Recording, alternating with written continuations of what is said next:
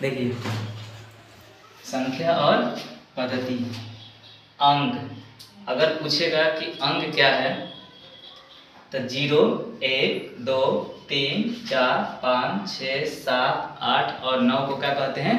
अंक कहते हैं। यह ध्यान रखिएगा कि अंक पूछेगा तो आपको क्या बताना है? 0 से लेकर के 9 तक को अंक कहते हैं। अब कोई भी संख्या आपको लेना है तो 0 से लेकर के कितने तक लेना है?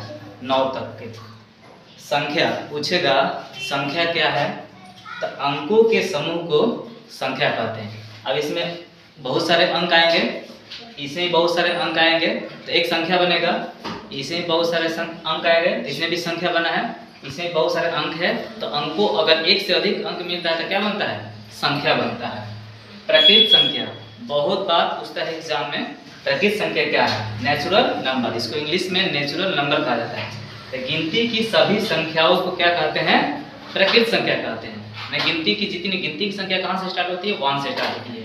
तो नेचुरल नंबर को n से सूचित किया जाता है, इसलिए n बराबर 1, 2, 3, 4, 5 डॉट इन्फिनिटी तक जाएगा, मतलब इसका अनंत अनंत तक जाएगा। इन्फिनिटी मतलब अनंत तक। अब इसे पूछ सकता है ऑब्जेक्टिव में कि सबसे छोटी प्राकृत संख्या कौन है? तो सबसे छोटी प्राकृत संख्या 1 है और सबसे बड़ी प्राकृत संख्या निकालना संभव नहीं है, हम बड़ी प्राकृत संख्या नहीं निकाल सकते हैं।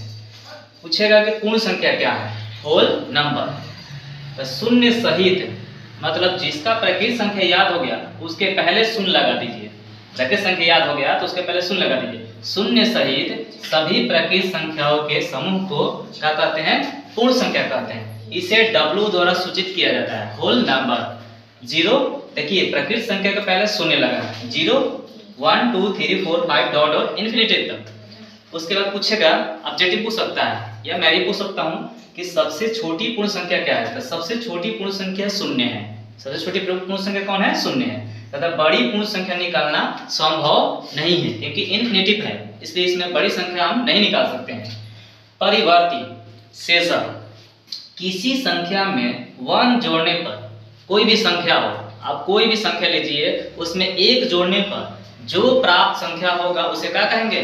परिवर्ती संख्या कहेंगे। जैसे 5 का परिवर्ती, 5 में 1 जोड़ेंगे तो कितना होगा? 6। अब इस तरह से बोलेगा -6 का परिवर्ती, तो ध्यान रखना -6 है, -6 में 1 को कहता है हमेशा जोड़ने के लिए, लेकिन हम पढ़े हैं प्लस माइनस होगा, कहेगा जोड़ने के लिए, लेकिन उसको घटाएंगे। -6 में से 1 घटेगा तो -5 हो जाएगा। ठीक, इस तरह से पूर्ववर्ती पूछेगा। प्रीड्यूसर इसको पूछेगा, इसी का अपोजिट हो जाएगा। इसमें जोड़ने के लिए कहेगा तो इसमें घटाने के लिए बोलेगा। किसी संख्या में 1 घटाने पर प्राप्त संख्या को पूर्ववर्ती संख्या कहते हैं। जैसे 5 का पूर्ववर्ती पूछेगा तो 5 में से -1 घटा लेंगे, कितना होगा आपका? 4 हो जाएगा।